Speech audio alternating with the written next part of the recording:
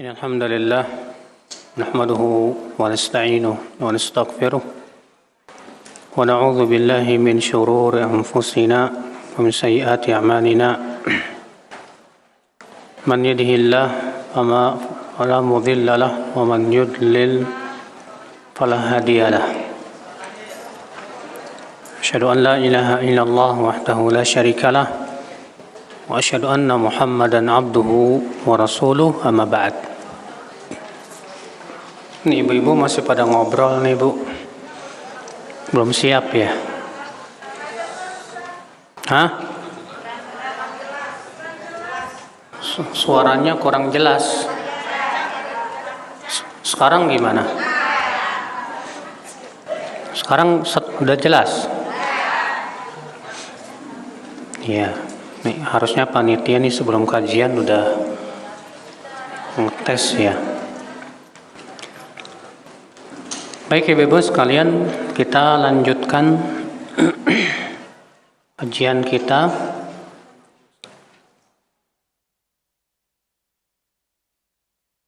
Hadis 860 ya.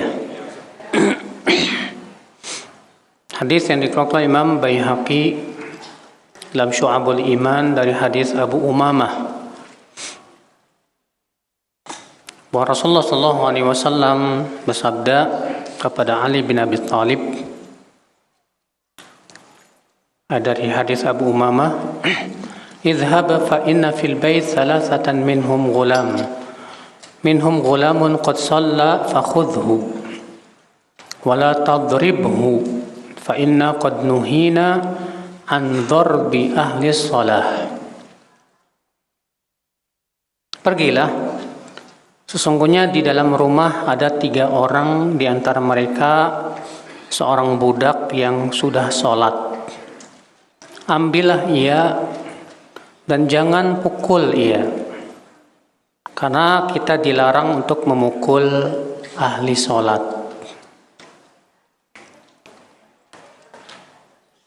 Hadis ini ibu-ibu ya ada kisahnya.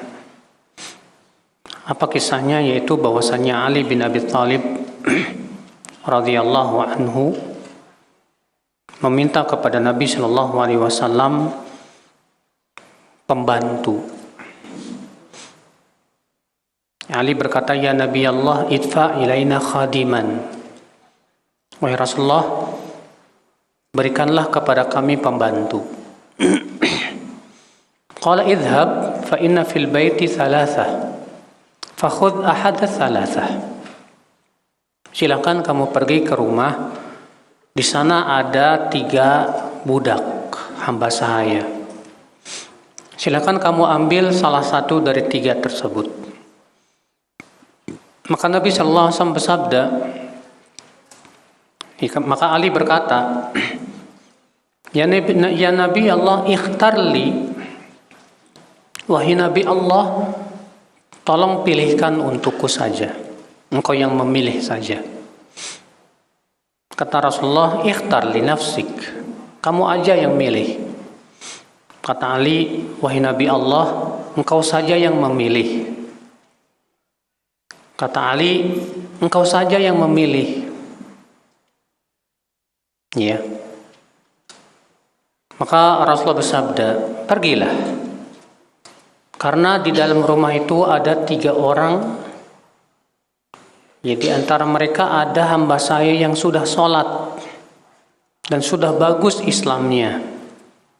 Ambillah ia dan jangan pukul ia, karena kami dilarang untuk memukul ahli sholat, orang yang sholat. Ya. Hadis ini Bapak dan Ibu, kita ambil faidah. Faidah yang pertama, bayan ahamiyatis shalah. Pentingnya menjaga salat. Di mana kata Nabi, kita atau kami dilarang untuk memukul orang yang suka salat.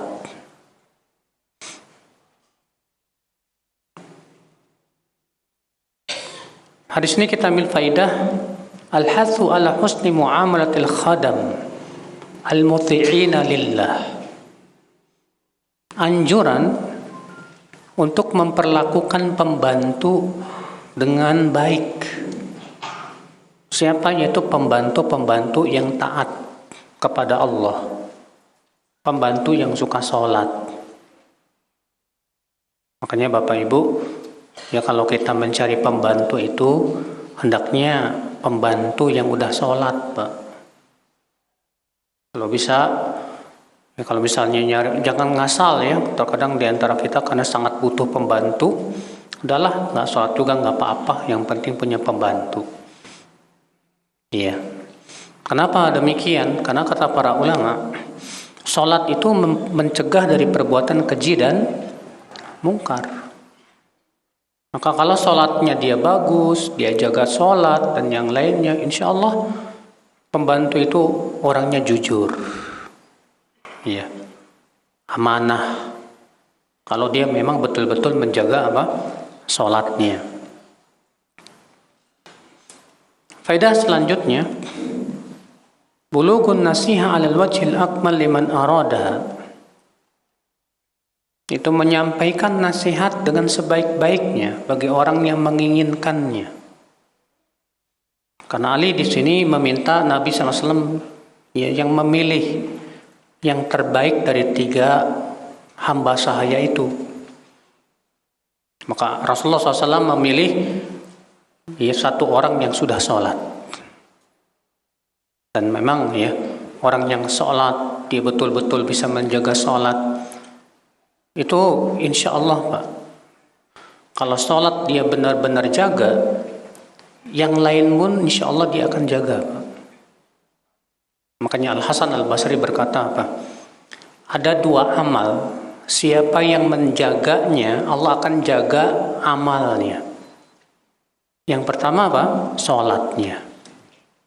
Yang kedua apa? Lisannya. Orang yang menjaga sholatnya Allah jaga amalnya. Orang yang menjaga lisannya pun Allah akan jaga amalnya. Maka Allah berfirman, ya ayyuhalladzina amanu ittaqullaha wa qulu qawlan sadida yuslih lakum a'malakum wa yaghfir lakum dzunubakum. Hai orang-orang yang beriman, bertakwalah kalian kepada Allah dan ucapkan kata-kata yang lurus. Niscaya Allah akan perbaiki amalanmu dan Allah akan ampuni dosamu. Siapapun ya di antara kita yang ingin amalannya bagus, dijaga sama Allah, jaga 2 ini Pak. Jaga sholat sama jaga apa? Lisan. Iya. Baik, kita lanjutkan Bapak dan Ibu-ibu.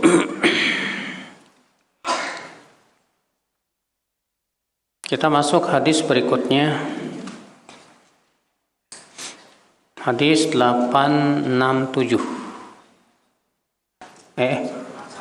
861, maaf. Hadis yang dikeluarkan Bukhari dan Muslim dan Nasa'i dari Sahal bin Sa'ad. Wa Nabi sallallahu alaihi wasallam bersabda, "Idhhab faqad mallaktukaha bima ma'aka minal Qur'an."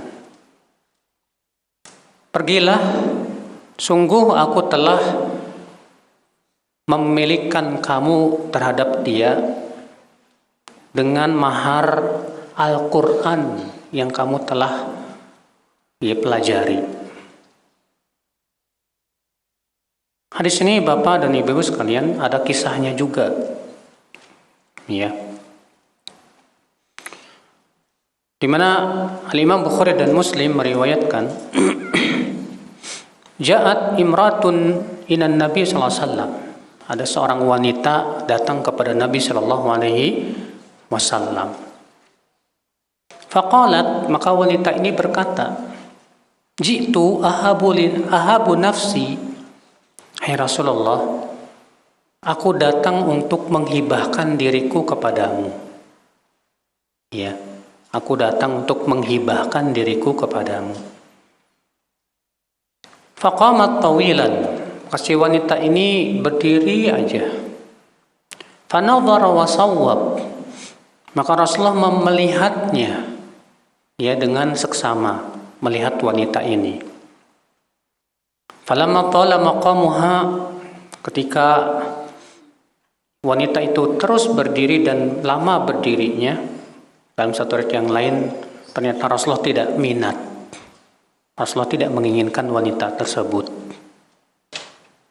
Maka seorang laki-laki berkata, "Zawwijniha illam yakun laka biha hajah." Hai Rasulullah, kalau begitu nikahkan saja dia denganku jika engkau memang tidak berminat kepadanya. Qala indaka syai'un tusdiquha? Qala la. Lalu Rasulullah bersabda, kamu punya harta enggak untuk dijadikan mahar? Kata orang ini apa? Enggak punya. Qala unzur, coba kamu cari dulu sana. Fa dhahaba thumma raja. Faqala wallahi inni in wajadtu syai'an. Kata dia, maka orang ini pun pergilah dan mencari. Lalu kembali lagi dan berkata, demi Allah ya Rasulullah, aku enggak dapat apapun ya Rasulullah. Artinya enggak punya duit buat apa? Bayar mahar. Maka Rasulullah bersabda, idhab faltamis walau khataman min hadid. Ya udah, kamu coba pergi cari ya, kalaupun cuma cincin besi nggak apa-apa. Ya. Fadhhab thumma raja. Pergilah orang itu lalu balik lagi dan berkata, la wallah wala khataman min hadid wa alaihi izar ma alaihi rida. Faqala usdiquha izari. Maka dia berkata, demi Allah, aku enggak dapat apa-apa ya Rasulullah, walaupun cuma cincin besi. Masya Allah, saking kereknya nih, miskin banget ini sahabat. Dan ia pun hanya memiliki sarung, enggak punya pakaian atas, Pak. Saking miskinnya, cuma punya apa? Sarung, itu pun cuma satu-satunya lagi. Lalu dia berkata, hai Rasulullah, kalau begitu sarungku ini saja yang menjadi mahar. Faqala Nabi SAW, izaruka in labisathu lam yakun alaika minhu syai' wa in labistahu lam yakun alaiha minhu syai'. Kamu ini punya satu-satunya sarung, kata Rasulullah. Kalau dipakai sama istrimu, kamu telanjang, nggak pakai apa-apa. Iya. Kalau kamu yang pakai, istrimu nggak kebagian apa-apa. Fatanahar rajul fajalas. Maka orang pun duduklah menjauh. Fa'ara'ahu Nabi SAW muwalliyan fa'amara bihi fadu'i. Lalu Rasulullah SAW melihat laki-laki ini pergi. Lalu Nabi menyuruh seseorang untuk memanggil dia. Panggil dia. Datanglah orang itu. Lalu Rasulullah bersabda, ma ma'aka minal Qur'an? Apa saja surat yang sudah kamu pelajari dari Al-Quran? Orang surat kada wa kada disuarin ad-dadah. Aku sudah mempelajari surat ini dia sebutkan. Ya, surat-surat tersebut. Ya. Ikhwatal Islam. Qad mallaktuka bima ma'aka minal Qur'an. Kalau begitu, aku telah menjadikan dia milikmu dengan mahar, yaitu Al-Quran yang telah kamu pelajari. Maksudnya kata para ulama, ya, jadi dia mengajarkan Al-Quran kepada orang lain, hasil dari mengajarkannya itu dijadikan apa? Mahar. Ya. Hasil dari mengajarkan Al-Quran itu dia jadikan apa? Mahar. Di sini Bapak dan Ibu-ibu kita ambil faidah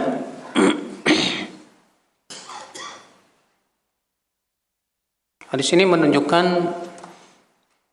bolehnya seorang wanita menghibahkan dirinya kepada Rasulullah. Dan ini tapi Pak, khusus untuk Rasulullah. Artinya Rasulullah menikahi wanita itu tanpa mahar. Itu namanya menghibahkan dirinya kepada Rasulullah SAW. Tapi ingat, ini khusus untuk siapa? Rasulullah SAW. Dalilnya mana? Surat Al-Ahzab ayat 50. Allah berfirman, wa imra'atan mu'minatan in wahabat nafsaha lin-nabi in arada an-nabiyyu an yastankihaha khalisatan laka min dunil mu'minin. Dan wanita yang mukminah, jika ia menghibahkan dirinya kepada Nabi, jika Nabi mau menikahinya, tapi ini khusus untukmu saja, tanpa kaum mukminin yang lainnya. Iya. Jadi wanita menghibahkan dirinya kepada laki-laki itu Pak, hanya khusus untuk Rasulullah SAW. Tapi kalau misalnya wanita menawarkan dirinya kepada laki-laki yang soleh untuk dinikahi, tapi tentu dengan mahar dan yang lainnya, kata para ulama boleh. Iya. Misalnya bapak orangnya soleh, terus ada wanita solehat datang ke bapak, Pak, boleh saya ingin menikah dengan bapak. Iya, boleh saja. Tapi syaratnya satu, tetap harus pakai apa? Mahar dan yang lainnya. Hadis ini kita ambil faidah yang kedua, in'iqadun nikah bi ghairi lafdhin nikah wa tazwij.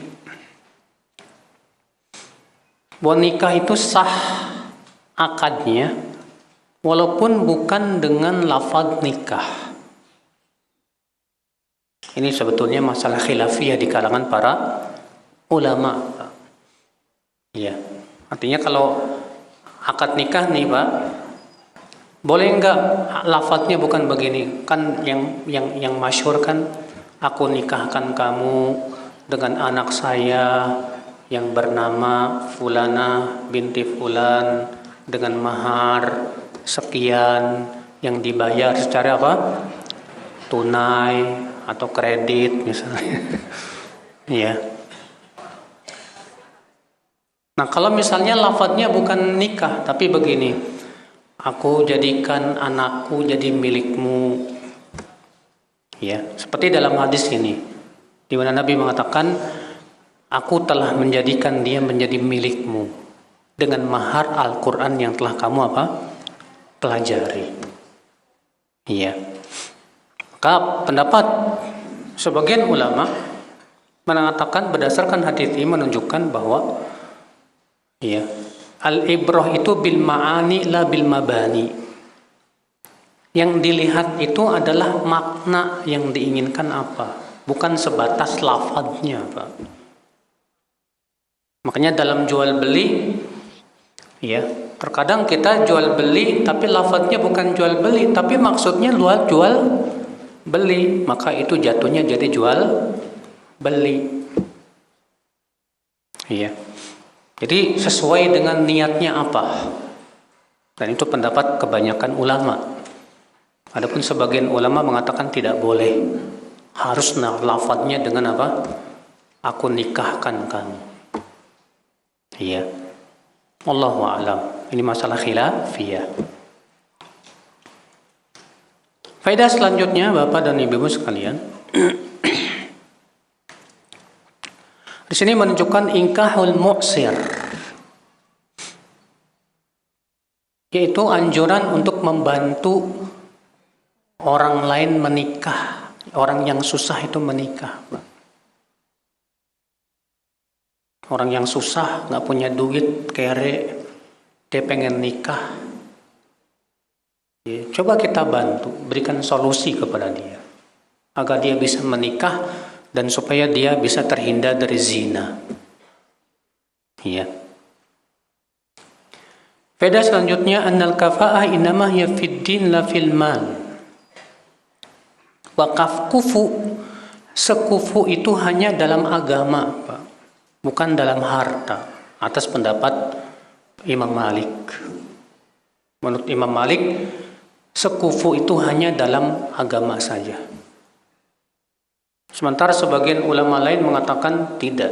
Kufu itu bukan sebatas agama, tapi dalam kekayaan misalnya. Iya.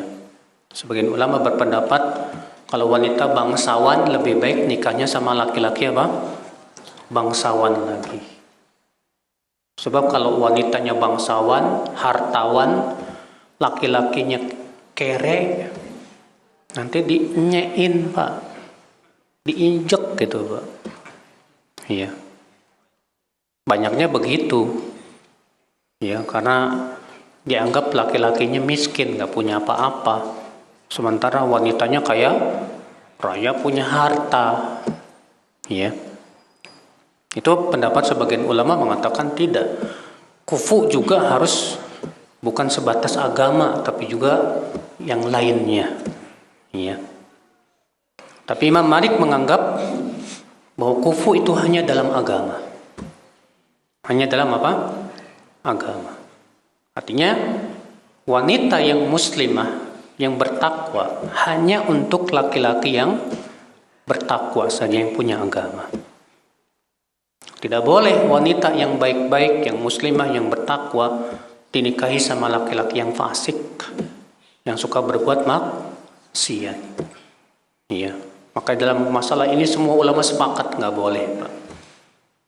Kenapa? Karena Allah berfirman, ya at-tayyibatu lit-tayyibin wat-tayyibuna lit-tayyibat. Laki-laki yang baik-baik itu hendaknya untuk wanita yang baik-baik. Dan wanita yang baik-baik pun hendaknya untuk laki-laki yang apa? Yang baik-baik. Jangan sampai bapak menikahkan anak bapak sama perokok, Pak. Itu fasik itu orang, Pak. Iya. Atau anak bapak yang wanita dinikahkan sama ya apa, tukang main togel. Aduh. Iya. Ngeri, Pak. Ini bisa merusak agama ya anak kita. Atau dinikahkan sama orang yang pemikirannya ngeri, Pak. Iya.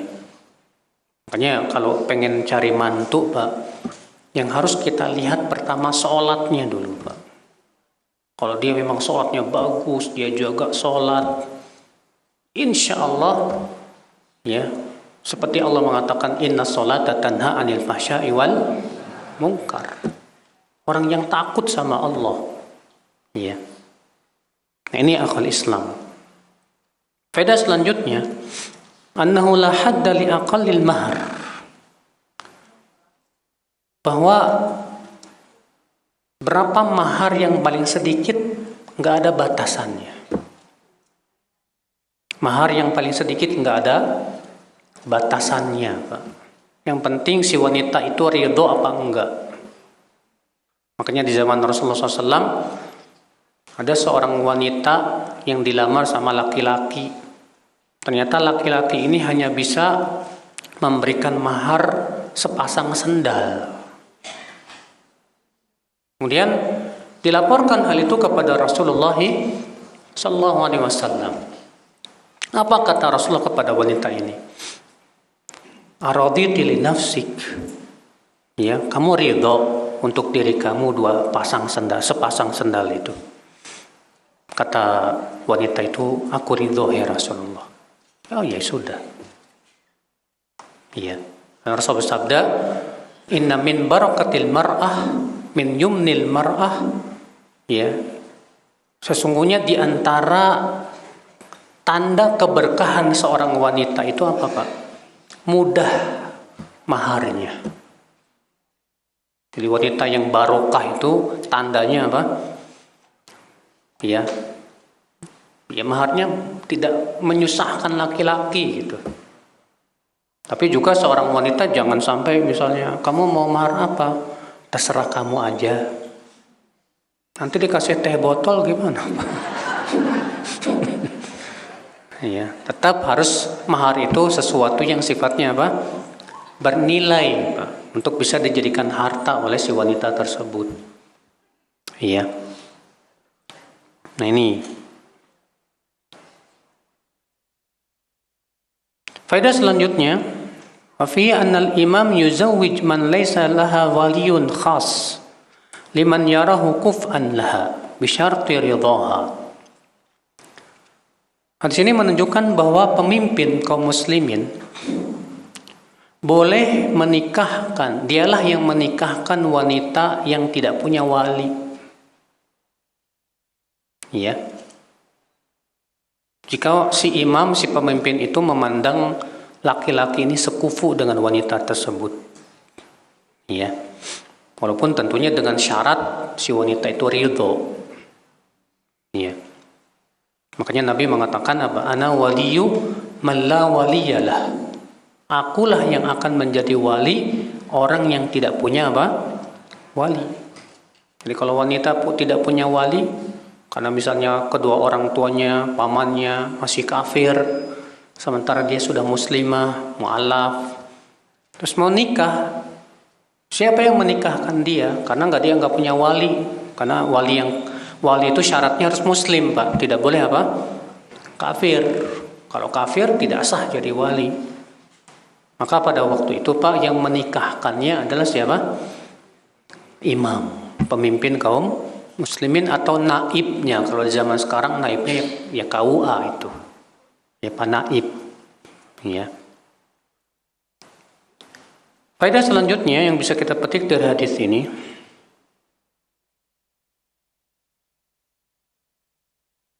ikramu hamilil Quran.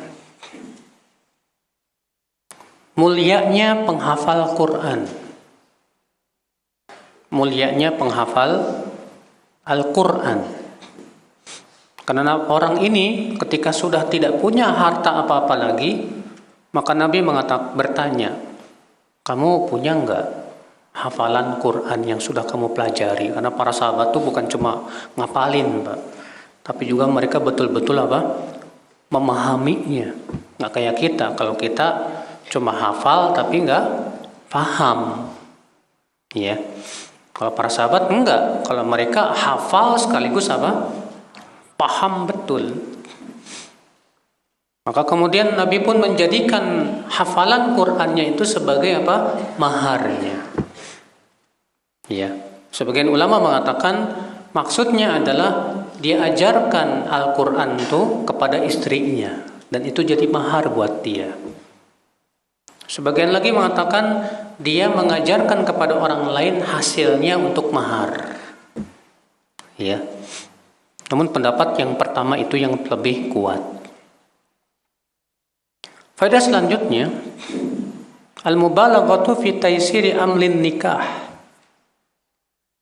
Itu hendaknya kita memberikan kemudahan dalam pernikahan, Mbak. Jangan menyusahkan. Kadang ya di zaman sekarang sebagian kelompok, sebagian suku itu kalau nikah tuh berat banget. Ya, maharnya sampai ratusan juta. Belum lagi buat ngasih yang karunghal atau karunghal. Misalnya dia punya kakak belum nikah, ya yang dilangkahin gitu kan. Kalau orang Sunda nyebutnya karunghal, ya.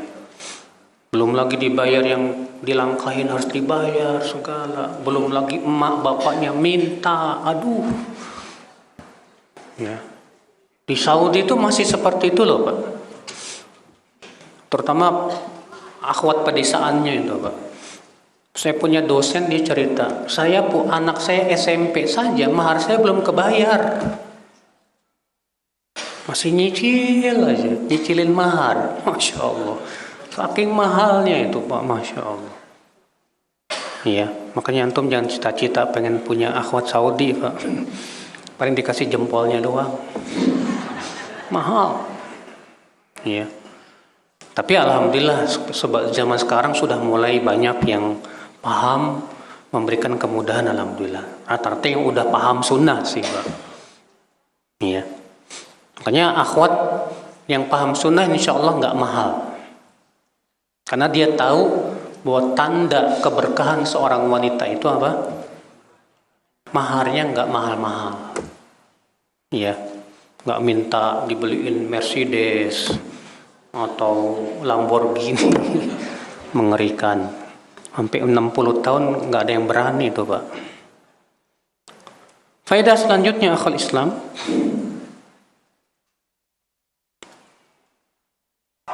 Fi dalilun ala nadhari kabiril qaum fi masalihihim wa hidayatihi iyahum ila ma fihi rifqu bihim. Di sini menunjukkan pemimpin kaum hendaklah memperhatikan rakyatnya dan kemaslahatan mereka. Dan mereka membimbing kepada yang terbaik. Karena Rasulullah SAW di sini membimbing orang ini mau nikah tapi nggak punya apa? Harta. Ya. Ini akhul Islam, saudaraku seiman. Baik, kita lanjutkan hadis berikutnya, Pak.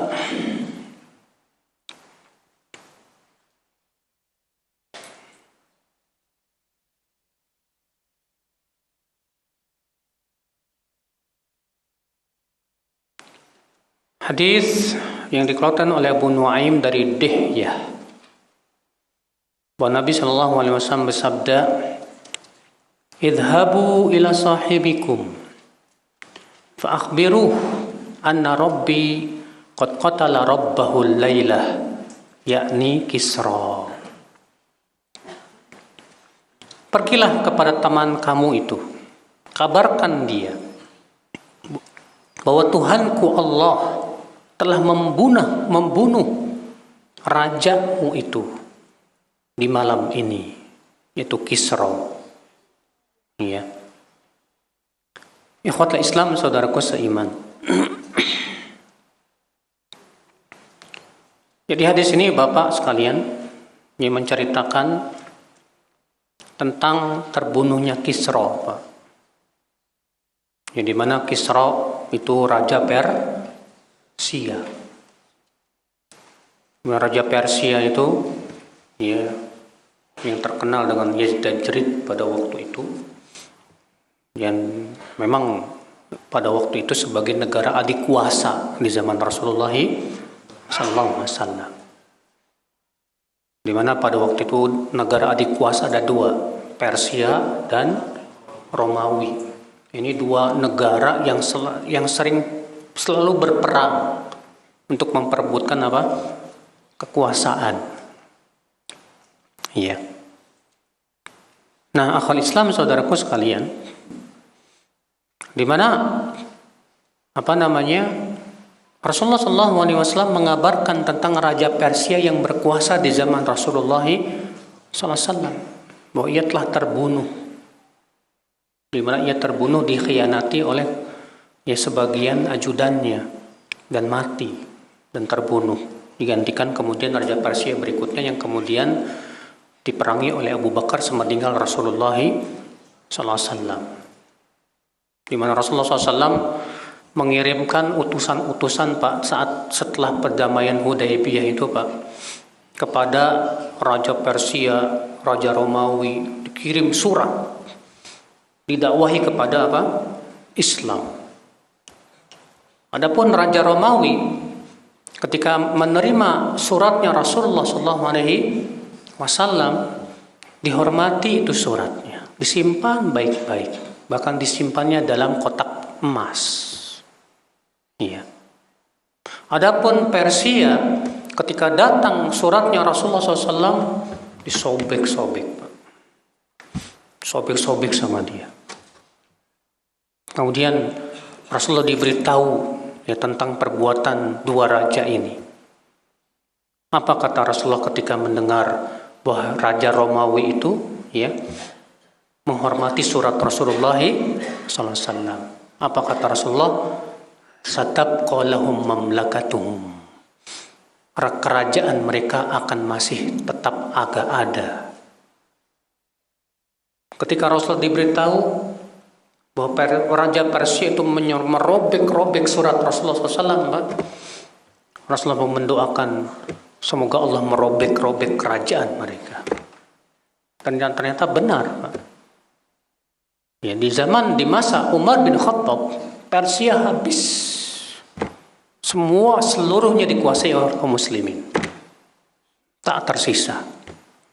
Adapun Romawi, ya, kaum muslimin belum sampai ke Roma, belum menguasai apa? Roma. Dan ternyata yang Rasulullah sebutkan benar. Kata Rasulullah, kerajaan mereka akan tersisa nanti. Ya. Dan ternyata kaum muslimin tidak menguasai Romawi, hanya menguasai 2/3-nya saja. 1/3-nya lagi masih tersisa. Ikhwatul Islam, saudaraku seiman. Dan sampai hari ini Pak, Romawi masih ada. Bahkan di zaman Ibnu Hajar mengisahkan Pak, bahwa ketika pemimpin kaum muslimin mengirim panglima perang ke Raja Romawi, maka Raja Romawi ini mengeluarkan kotak emas, ya, sambil mengeluarkan secari kertas dan berkata, ini surat Nabi kalian kepada kakek-kakek kami terdahulu. Dan kakek-kakek kami terdahulu mewasiatkan supaya menjaga surat ini. Selama surat ini dijaga, kerajaan kita akan terus ada. Ya, Masya Allah. Itu menunjukkan akan kebenaran nubuah Rasulullah Sallallahu Alaihi Wasallam. Baik, akal Islam, saudaraku seiman, kita lanjutkan.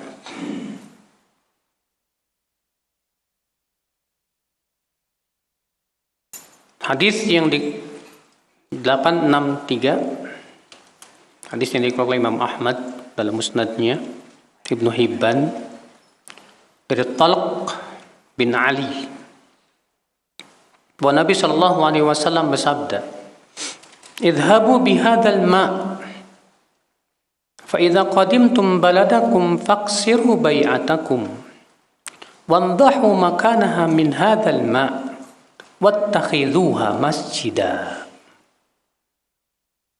Pergilah kalian dengan membawa air ini apabila kalian telah sampai di negeri kalian, maka hancurkan tempat ibadah kalian yang ada itu, ya, dan percikan di tempatnya air ini, dan bangunlah, jadikanlah masjid untuk kalian sebagai tempat sholat.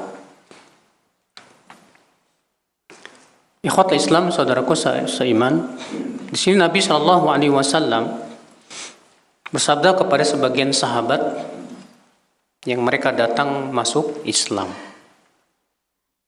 di mana mereka, ya, disuruh oleh Rasulullah Shallallahu Alaihi Wasallam untuk membawa air yang Rasulullah Shallallahu Alaihi Wasallam telah bekali mereka itu. Dan disuruh untuk ketika telah sampai ke negerinya, ya, supaya tempat ibadah yang banyak berhala-berhalanya itu Pak, untuk dihancurkan. Kemudian dipersiki dengan ayat tersebut, baru kemudian dibangun padanya masjid. Ya.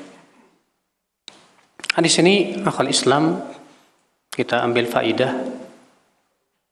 Faedah yang pertama,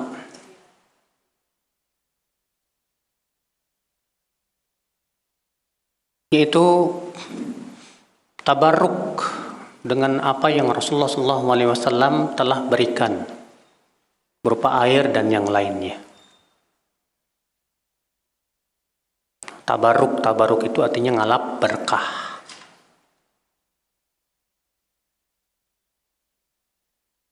Nah, sekarang boleh nggak tabarruk dengan air yang sudah dibacain sama ustadz? Kita datang ke ustadz tolong dong bacain nih air, ya. Boleh nggak Pak? Hah? Nggak boleh. Dalilnya? Ada yang bilang boleh. Dalilnya? Terjadi perselisihan.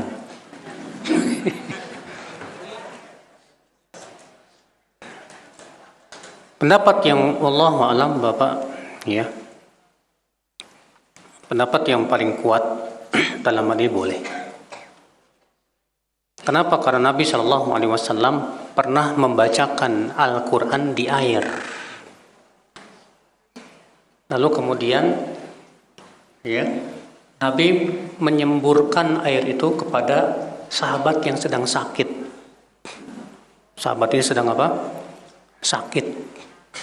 Jadi Nabi Shallallahu Alaihi Wasallam bacakan dulu, dibacakan sama Nabi Shallallahu Alaihi Wasallam, baru kemudian disemburkan air itu ke wajahnya.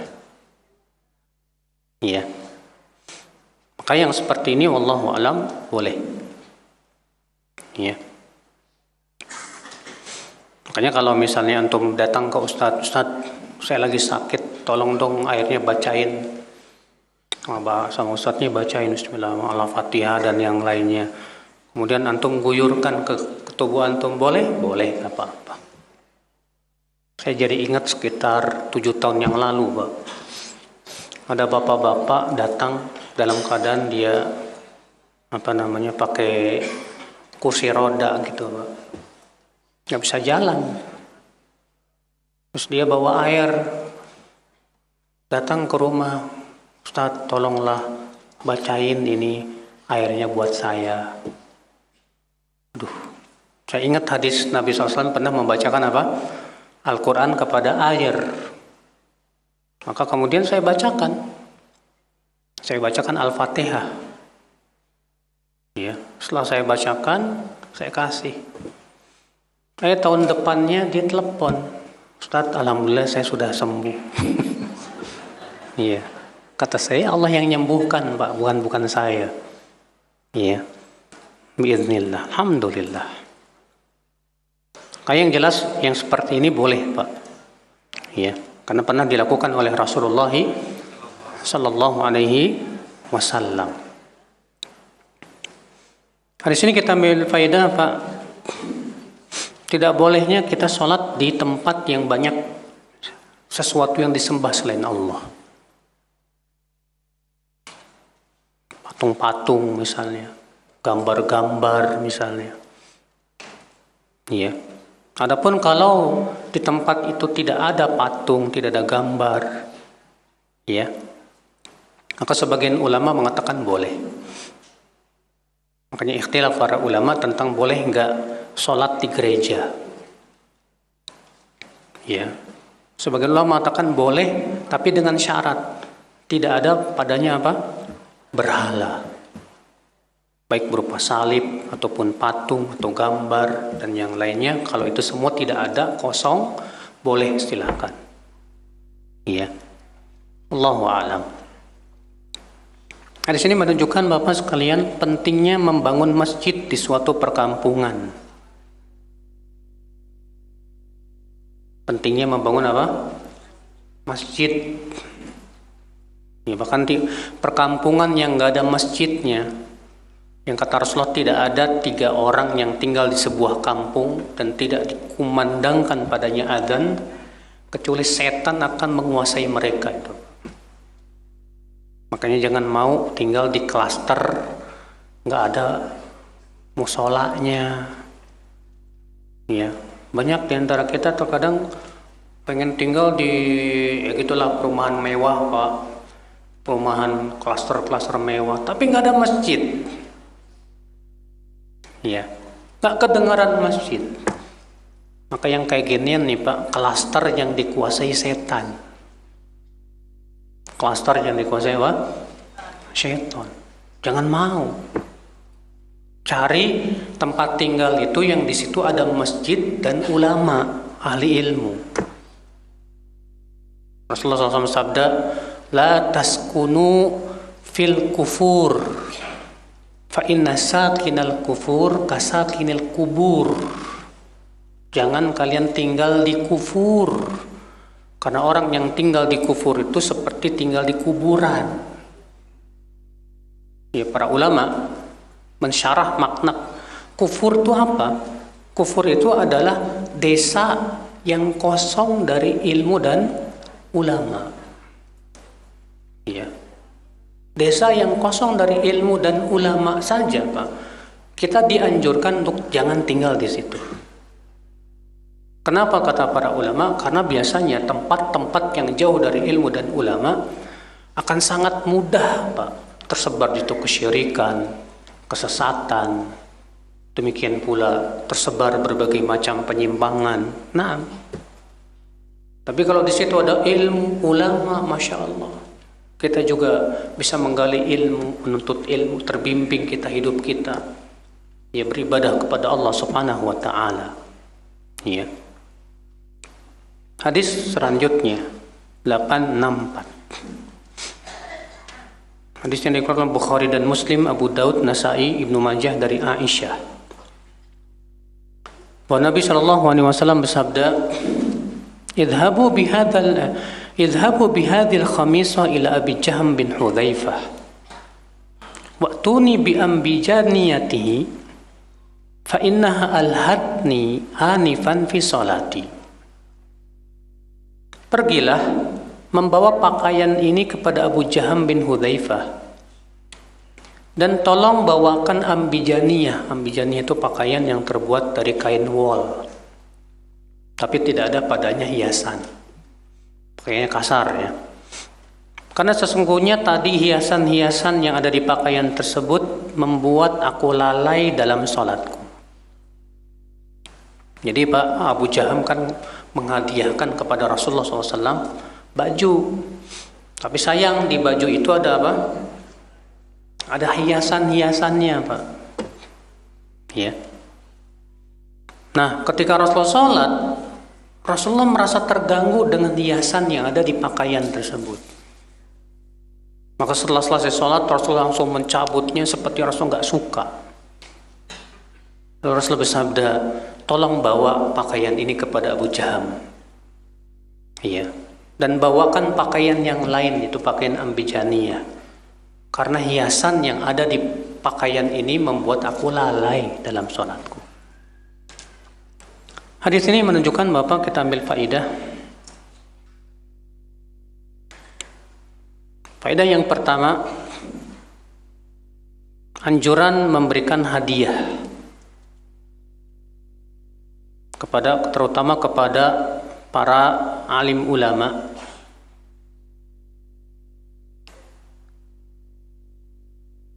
Karena para sahabat ini ya menghadiahkan kepada Rasulullah SAW khamisah, pakaian untuk Rasulullah SAW. Faedah yang kedua yang bisa kita petik dari hadis ini, akhwat Islam, saudaraku seiman, di sini menunjukkan anjuran untuk menjauhi hal-hal atau sebab-sebab yang menyebabkan kita nggak bisa khusyuk dalam sholat kita, Pak. Bayangkan ya, hiasan di pakaian saja, Nabi itu sampai nggak bisa khusyuk. Iya. Padahal tuh hiasannya di pakaian gitu loh, Pak. Gimana kalau hiasannya itu di sajadah? Banyak di antara kita sajadahnya itu bergambar-gambar ya nggak Pak? Gambar masjid. Kadang kita sholat itu sampai merhatiin itu pintunya yang mana itu tiangnya mana. Akhirnya nggak khusyuk, nggak bagus Pak. Yang bagus itu kalau Nabi SAW biasanya Pak punya khumroh. Khumroh itu sajadah kecil. Khumroh itu sajadah kecil tapi polos. Ya. Itu biasanya Nabi pakai itu. Ya. Zaman sekarang biasanya pas musim Covid tuh banyak tuh Pak yang bawa sajadah kecil itu Pak. Ya, khusus buat kita. Itu sebetulnya Nabi melakukan dahulu. Kebiasaan Nabi begitu. Ya, kalau sholat di masjid, karena di zaman Nabi kan masjidnya itu masih berupa tanah pasir gitu ya, nggak kayak di zaman sekarang. Iya. Nah, ini akhwal Islam, saudaraku seiman. Jadi ya, semua yang sifatnya melalaikan jangan jauhi. Ya, sholat dengan memakai pakaian yang banyak hiasannya, apalagi sajadah. Beli sajadah yang polos saja. Ya, karpet masjid usahakan yang polos saja, Pak. Jangan karpet yang apa? Yang bergambar, karena semua itu bisa mengganggu kekhusyuan kita. Sekarang saya mau tanya sama antum, siapa yang lebih khusyuk, Pak? Antum apa Rasulullah? Cuma kan sebagian orang berkata begini, Ustadz saya pakai sejadah bergambar tetap khusyuk lah Ustadz. Saya bilang kamu lebih khusyuk dari Rasulullah. Rasulullah aja nggak khusyuk gara-gara pakaian yang berhias. Kamu bisa khusyuk, aneh gitu kan? Padahal Rasulullah SAW itu sayyidul khasyiin, manusia yang paling apa? Khusyuk di dunia ini, Pak. Iya. Ikhwatul Islam, saya saudaraku seiman. Hadis ini menunjukkan bolehnya, Pak, meminta ganti hadiah jika memang ada yang lebih maslahat. Kalau ternyata hadiah yang dikasih itu ternyata ya melalaikan kita dalam sholat misalnya karena pakaian. Jadi antum misalnya dikasih pakaiannya banyak hiasan, kok saya pakai baju ini jadi nggak khusyuk ya. Terus antum bilang ke teman yang ngasih, afwan, saya bukannya nggak mau, tapi ini bikin nggak bisa saya khusyuk. Bisa enggak yang polos aja? Ya, yang enggak masalah seperti itu. Ikhwatul Islam, saudaraku seiman.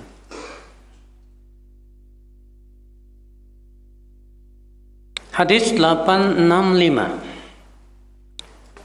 Hadis dari Imam Ahmad dalam musnadnya dan Muslim dari Jabir. Wa Nabi SAW bersabda, "Idhabu bihi," yakni bi Abi Quhafah, ila ba'di nisa'ihi falyughayyirhu bisyai' wa jannibuhu sawad. Pergilah bawa Abu Quhafah ini. Abu Quhafah ini, Pak, ayahnya Abu Bakar As-Siddiq. Ya, ayahnya Abu Bakar As-Siddiq ini udah tua, rambutnya putih semua. Ya, sampai disebutkan dalam riwayat itu bagaikan awan, saking putihnya itu, Pak. Maka Rasulullah menyuruh supaya Abu Quhafah dibawa kepada sebagian istrinya. Kata Rasulullah, bawalah ia kepada sebagian istrinya, hendaklah ia mengubah rambutnya dengan sesuatu. Artinya apa? Semir. Ya. Dan jauhi warna hitam. Jauhi warna apa? Hitam. Hadis ini menunjukkan Bapak sekalian bahwa orang yang rambutnya udah pada putih ya sangat dianjurkan untuk menyemirnya. Semir, Pak. Yang Anda lihat banyak bapak yang rambutnya udah pada putih ini, Pak. Sunnahnya disemir. Kenapa? Karena dalam rangka kata Rasulullah menyelisih ahli kitab. Di antara hikmahnya di antaranya apa? Menyelisihi ahli kitab. Karena ahli kitab itu mereka biasanya nggak menyemir janggut dan rambutnya, Pak.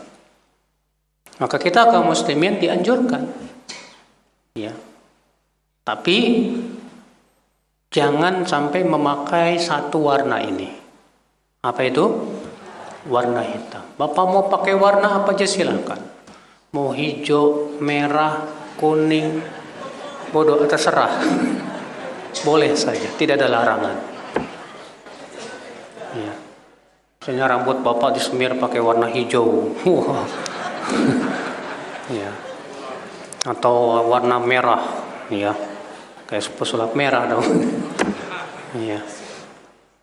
Boleh, nggak masalah. Karena Nabi hanya melarang satu warna saja. Apa itu? Iya. Bahkan dalam hadis lain Rasulullah SAW menyebutkan bahwa orang yang menyemir dengan warna hitam itu tidak akan mencium bau surga. Tidak akan mencium bau surga. Sehingga kata para ulama, ini menunjukkan bahwa menyemir dengan warna hitam itu hukumnya dosa besar, bukan dosa kecil. Iya. Jadi bapak yang udah pada putih janggutnya sangat dianjurkan, Pak. Insya Allah kajian yang berikutnya udah pada berubah, Pak. Terserah, mungkin yang ini warnanya kuning, ini merah, Hijau. Terserah. Iya.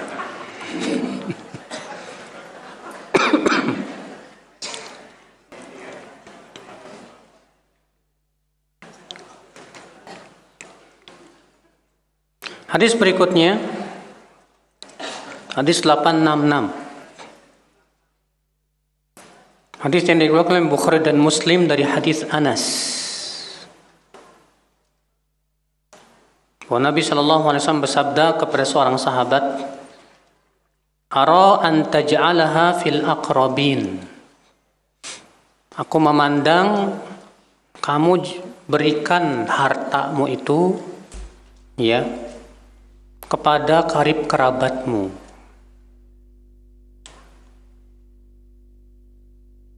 Hadis ini Bapak sekalian ada kisahnya. Yaitu ketika Allah Subhanahu wa taala menurunkan firman-Nya.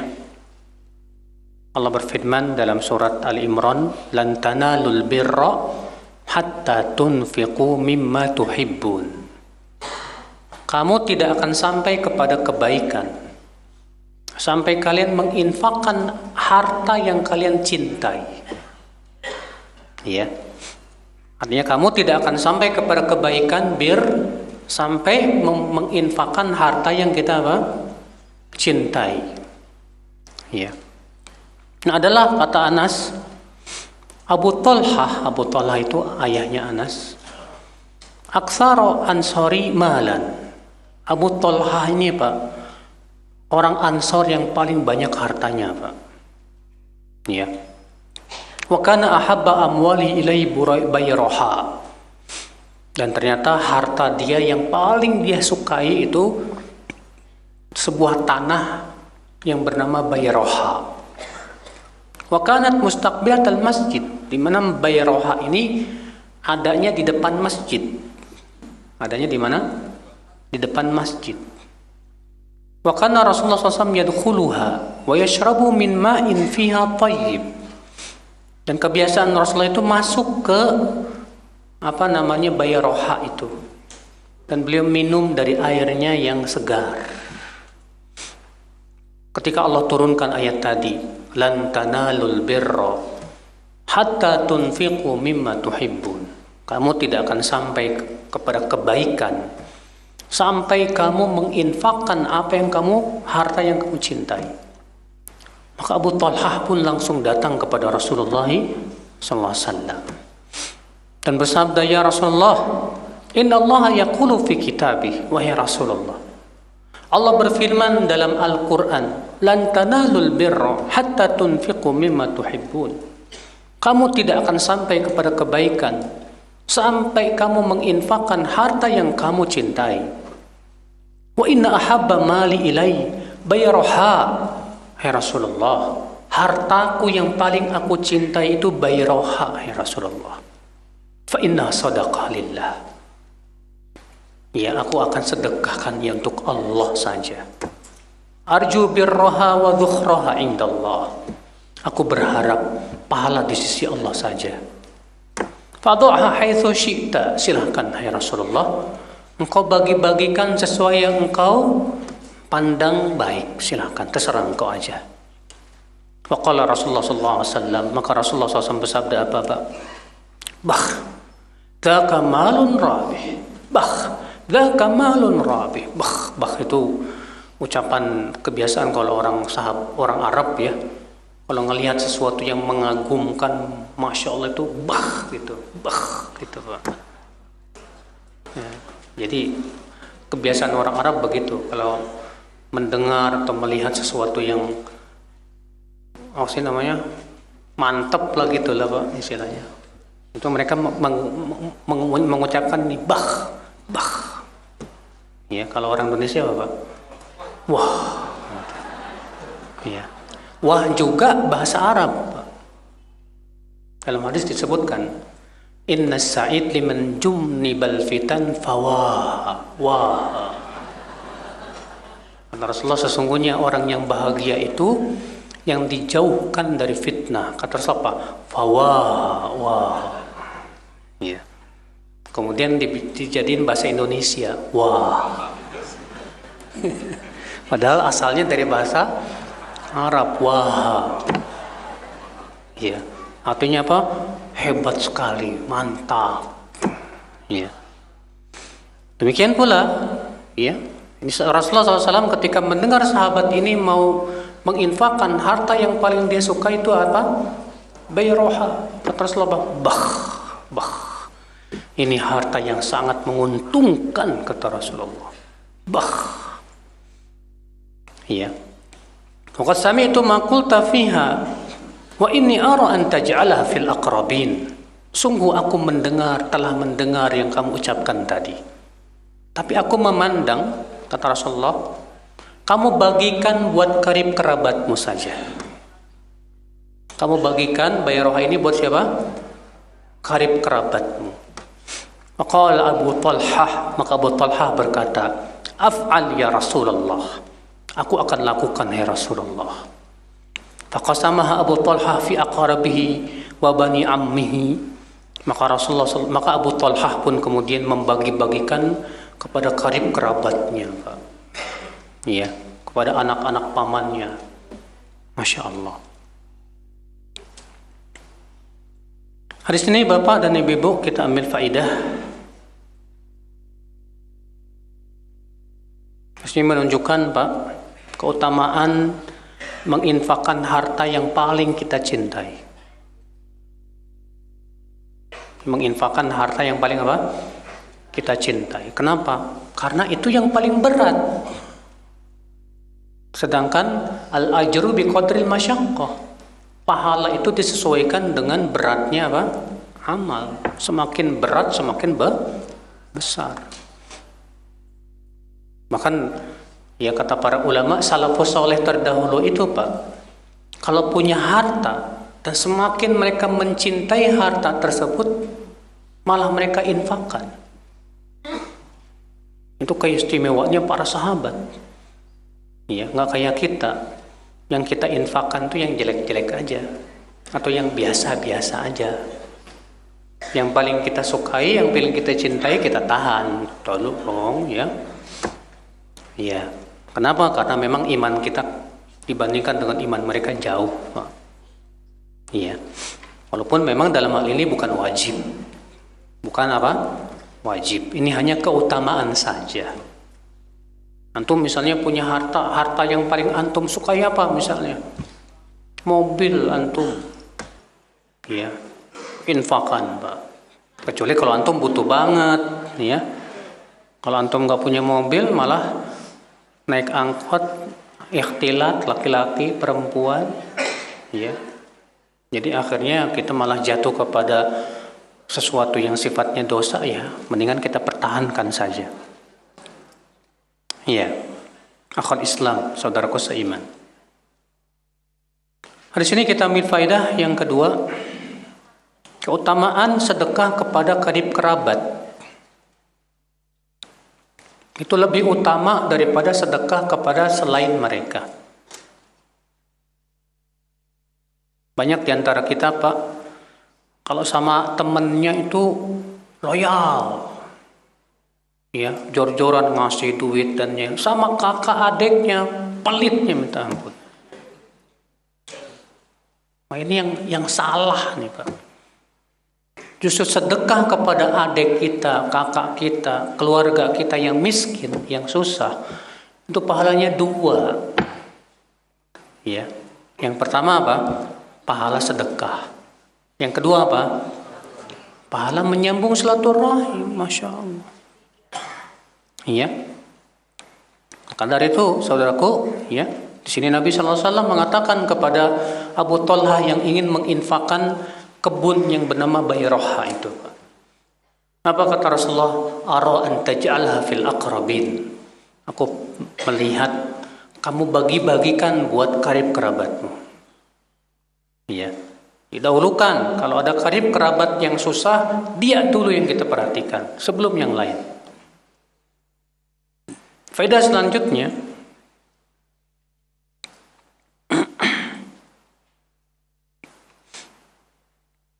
musyawaratu ahlil fadl fi kaifiyati sadaqah wa ta'ah. Pentingnya bermusyawarah atau meminta pendapat ahli ilmu ketika kita sedang ketika kita mau sedekah atau mau melakukan ketaatan. Kita nanya, Ustadz, saya mau sedekah, kira-kira yang paling afdol saya sedekah ke sini atau ke sana, misalnya. Itu penting, Pak. Supaya apa? Supaya kita ketika sedekah itu bisa mendapatkan pahala yang lebih apa? Besar. Jadi kalau kita sedekah itu jangan ngasal, Pak. Yang penting sedekah, yang penting sedekah. Jangan. Kalau seperti itu jadinya apa? Jadinya kita dapat pahalanya juga kecil. Tapi ketika kita datang kepada seorang ustadz yang alim, ya, bertanya, Ustadz, saya mau bersedekah, mana yang paling utama untuk saya sedekahkan? Ya, dengan ilmunya si alim ini menjawab, dapat pahala besar, alhamdulillah. Iya. Faedah selanjutnya, anna rajula salih qad yudhafu ilaihi hubbul mal. Bahwa orang soleh pun, Pak, ada sifat cinta harta. Ada sifat apa? Cinta harta. Tapi cinta hartanya itu tidak membuat dia koret bin pedit alias bakhil. Iya. Cinta harta itu memang sudah sifat manusiawi. Allah berfirman, zuyyina lin-nasi hubbus syahawat minan nisa wal banin wal qanatiril muqantarah. Dihiaskan kepada manusia cinta syahwat berupa wanita, anak-anak, dan harta yang melimpah ruah. Jadi untuk menghilangkan cinta harta itu nggak mungkin. Tapi yang harus kita lakukan apa, Pak? Memanage cinta hartanya kita itu. Jangan sampai cinta harta kita ini menimbulkan pelit. Ya.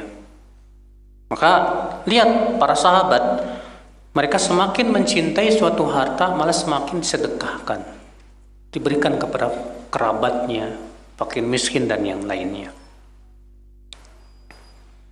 Faedah selanjutnya, fadilah wa manqibatun li Abi Talhah. Ini keutamaan Abu Talhah. Ya, Abu Talhah radhiyallahu anhu. Semoga Allah meridainya. Seorang Ansor yang paling banyak hartanya, Pak. Tapi beliau Masya Allah, ya, termasuk orang-orang yang dijamin masuk surga.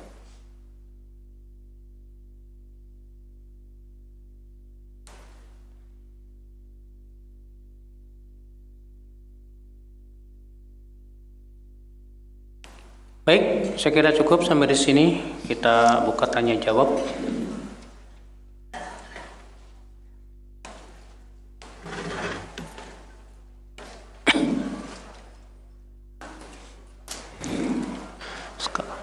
Namun sebelum tanya jawab, saya ingatkan ibu-ibu, karena ini selalu kebiasaan ibu-ibu nih.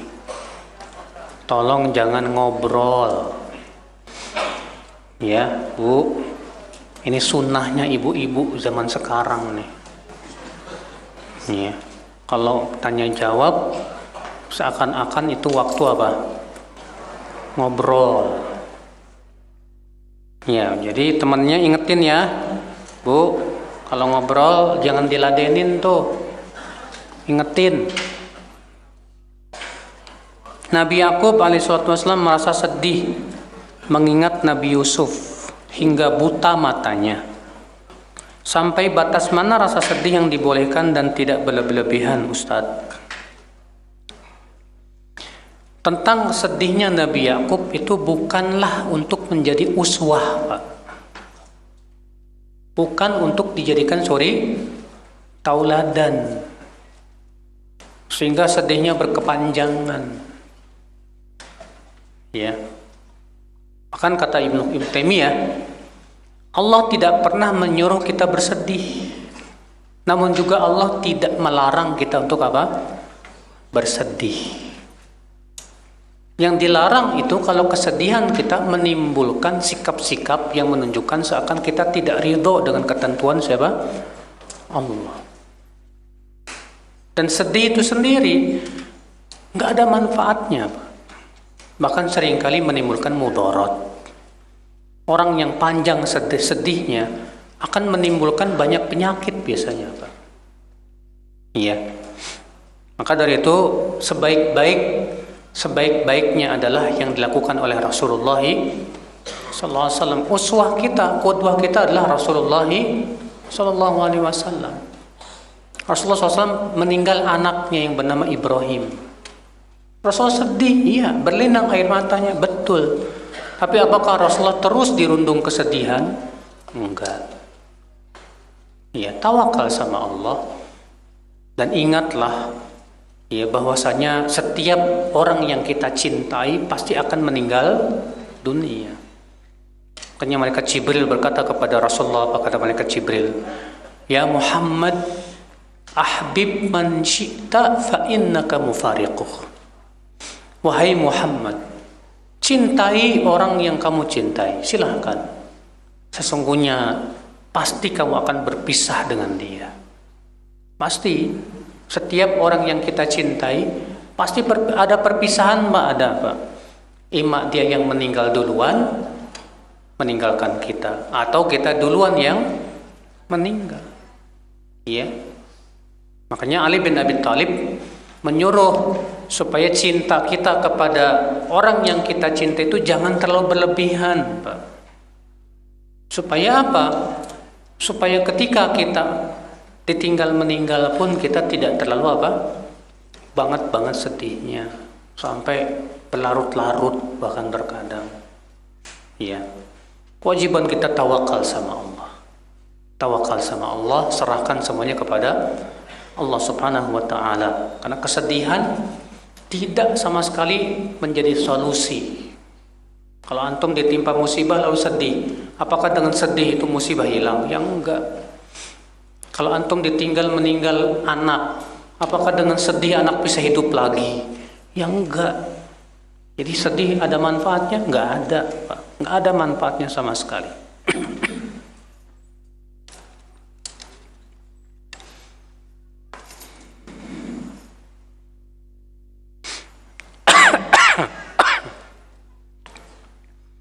Bolehkah meminta air yang didoakan kepada orang tua sendiri, Ustadz? Oh, diminum dan untuk mandi dengan niat agar mendapatkan keberkahan atau jodoh. Kayaknya saya belum dapat, Pak. Para sahabat melakukan ini. Atau kepada Rasulullah. Minta air biar enteng jodoh. Ya, kalau pengen dapat jodoh ya usaha dong. Iya. Ini butuh dalil, Pak. Minta air kepada orang soleh untuk enteng jodoh saya belum dapat. Kalau buat penyakit iya ada dalilnya.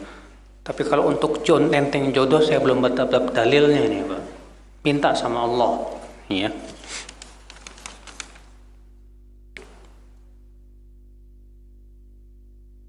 Ustadz, jika wanita haid setelah selesai haid di waktu masuk sholat asar, apakah sholat zuhur harus diqadha? Ikhtilaf para ulama, Pak.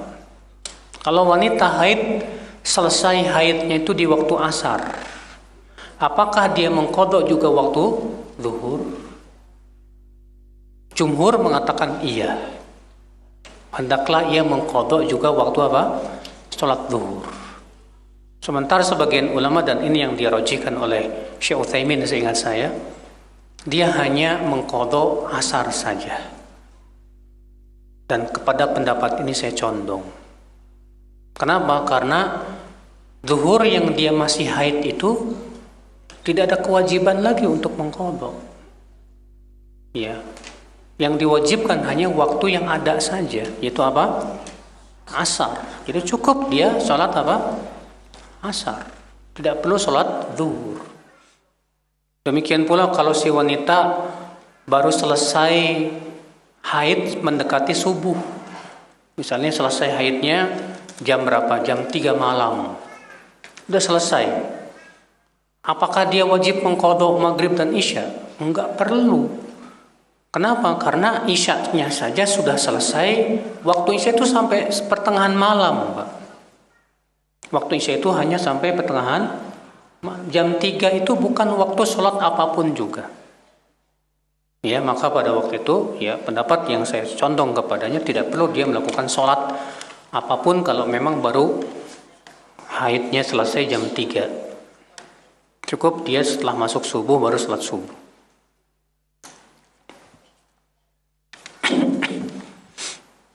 Bila tasyahud, jari telunjuk diangkat dari awal bacaan tasyahud atau diangkatnya pas sholawat. Tidak ada dalil yang sharih dan sahih tentang masalah ini.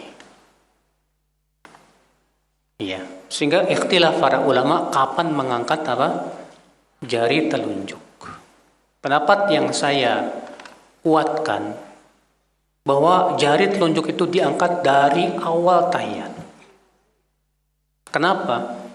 Berdasarkan riwayat bahwa Nabi SAW ketika tahiyat yushiru bi usbu'ihi. Beliau berisyarat dengan jari telunjuknya dan menggunakan fi'il mudhari. Sedangkan fi'il mudhari itu menunjukkan kepada istimrariyah. Terus menerus. Iya. Pendapat yang saya condong kepadanya bahwa jari telunjuk itu diangkatnya dari awal tasyahud. Iya. Apakah surat pada rakaat pertama harus lebih banyak ayatnya daripada surat pada rakaat kedua? Sunnahnya demikian. Biasanya demikian. Rasulullah kalau rakaat pertama lebih panjang daripada rakaat kedua.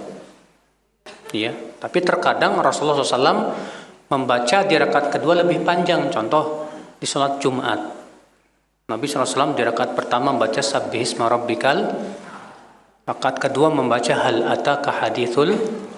Sedangkan Al-Ghasyiyah lebih panjang daripada Al-A'la. Tapi sunnahnya sih Pak, yang sesuai dengan sunnah, rakaat pertama lebih panjang daripada rakaat kedua, itu sunnahnya.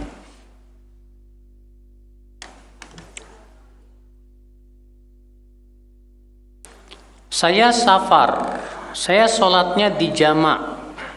Bagaimana cara zikirnya Ustadz?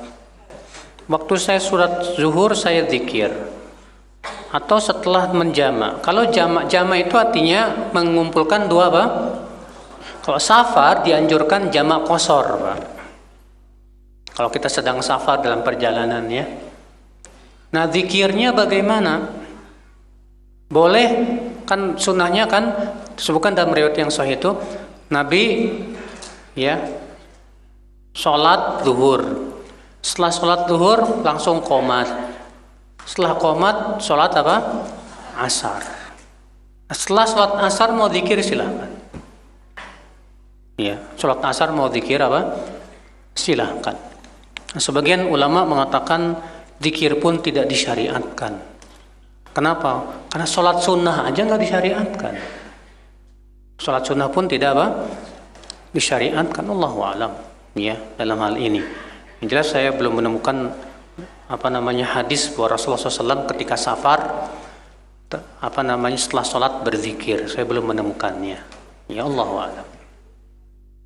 Mungkin di antara antum ada yang tahu dalilnya.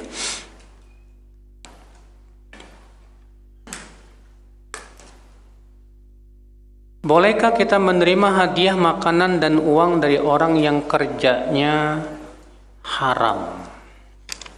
Kalau dia bekerja di tempat-tempat haram, ya, dan tidak ada usaha lain kecuali dari yang haram, kata Syekh Ibrahim Ruhaili, tidak boleh kita menerima hadiah dari dia. Ya, tidak boleh kita menerima hadiah dari dia. Memang khilaf para ulama dalam hal ini. Ya, pendapat jumhur itu Pak. Sementara sebagian ulama katakan boleh. Ini pendapat Ibnu Mas'ud. Ibnu Mas'ud pernah dikatakan kepada beliau, ya, ada orang datang kepada Ibnu Mas'ud dan berkata, "Hei Aba Abdurrahman, saya dapat hadiah dari orang yang pekerjaannya haram." Apa kata Rasulullah? Kata Ibnu Mas'ud, makan aja. Buat kamu halal, buat dia dosanya. Kenapa? Alasannya hadiah itu Pak halal tidak Pak? Halal buat kita. Sedangkan masalah dia mengambil dari yang haram itu dosa siapa? Dosa dia. Iya. Itu pendapat Abdullah bin Mas'ud radhiyallahu anhu arda. Tapi ya kalau yang lebih hati-hati kita nggak terima Pak, untuk memberikan juga apa? Ya peringatan kepada dia bahwa itu harta yang haram. Iya. Takutnya kalau kita terima dia semakin dia kamu aja terima kok pemberian saya. Iya.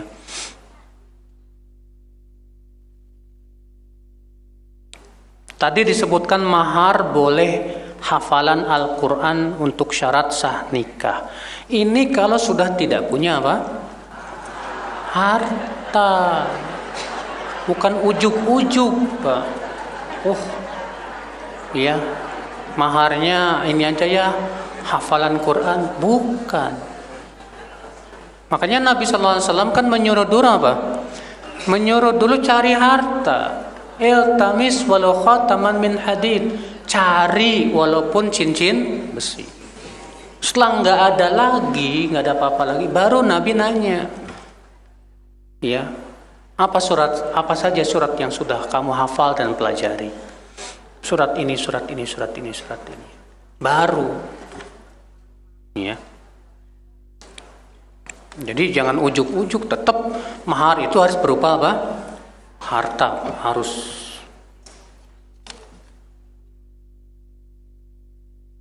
Apakah dalam mewarnai rambut harus pakai henna atau boleh merek yang lainnya? Boleh yang lain dengan syarat tidak menghalangi rambut dari air, Pak.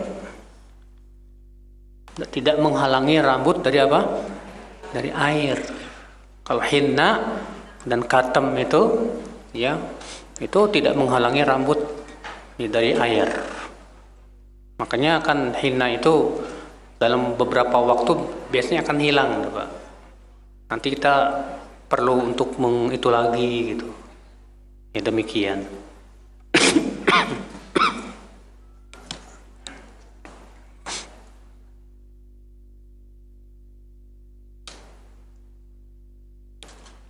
Anak yatim dikasih santunan itu sampai umur berapa ya Ustadz?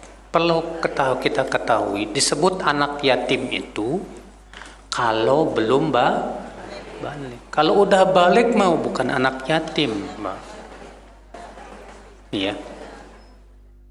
Ingat, kalau misalnya udah balik anak yatim, kebanyakan antum yatim semua nih. Udah tua yatim, ya nggak bisa lah.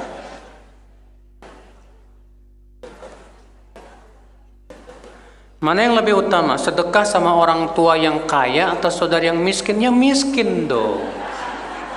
Orang tua yang kaya yang nggak butuh dia, ya kasih sama sedekah apa saudara yang miskin.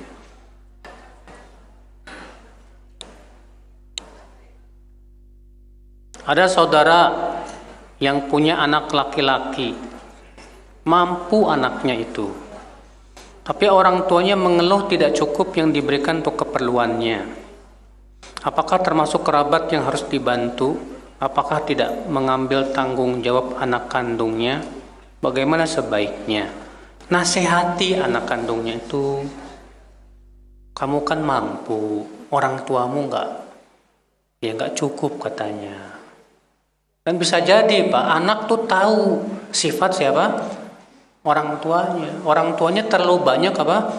Permintaan. Makanya si anak ngasih secukupnya aja nih. Soalnya tahu gaya hidup orang tuanya terlalu apa? Tinggi misalnya. Iya, saya nggak cukup keperluannya. Soalnya keperluan saya mau buat kredit mobil, kredit ini. Yang lah anaknya. Iya. Nah, ini orang tua yang nyusahin anak namanya. Tapi kalau memang ya orang tuanya tidak macam-macam sih, cuma anaknya aja yang pelit. Nah ini yang harus kita nasihati siapa? Anaknya, kasih nasihat. Ya. Kalau ternyata dikasih nasihat sudah nggak bisa lagi, ya kita bisa bantu, nggak masalah. Ada seorang wanita yang mau menikah, status sudah janda dan masih memiliki seorang kakak laki-laki. Tapi wanita ini lebih memilih wali nikahnya anak laki-lakinya. Itu gimana ya hukumnya Ustadz? Sahkah pernikahannya? Iya, memang terjadi ikhtilaf para ulama tentang masalah kalau sang ayah sudah meninggal dunia, mana yang lebih kuat untuk menjadi apa? Walinya. Sebagian mengatakan hendaknya saudara-saudara bapaknya yang menjadi siapa? Paman-pamannya itu. Kenapa? Karena kedekatannya dengan orang tua, dengan bapak. Nah, sekarang kakak dengan anak laki-laki mana yang lebih kuat? Apakah anak laki-laki atau apa? Kakak. Ya. Mana kita lihat mana yang lebih kuatnya begitu. Sebagian ulama mengatakan mana yang lebih kuat dalam asabah itu yang berhak menjadi wali. Ya. Anak laki-laki lebih kuat daripada apa? Sebagian mengatakan tidak demikian. Allahu a'lam, ini masalah khilafiyah. Yang jelas kalaupun ia nikah dengan wali anak laki-lakinya sah insyaallah.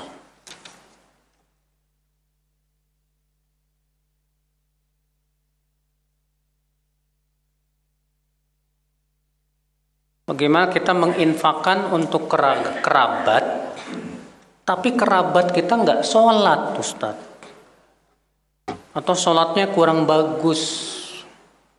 Kerabat tapi nggak sholat, gimana Pak? Mana yang lebih kita dahulukan? Ada orang miskin bukan kerabat, tapi orangnya bertakwa.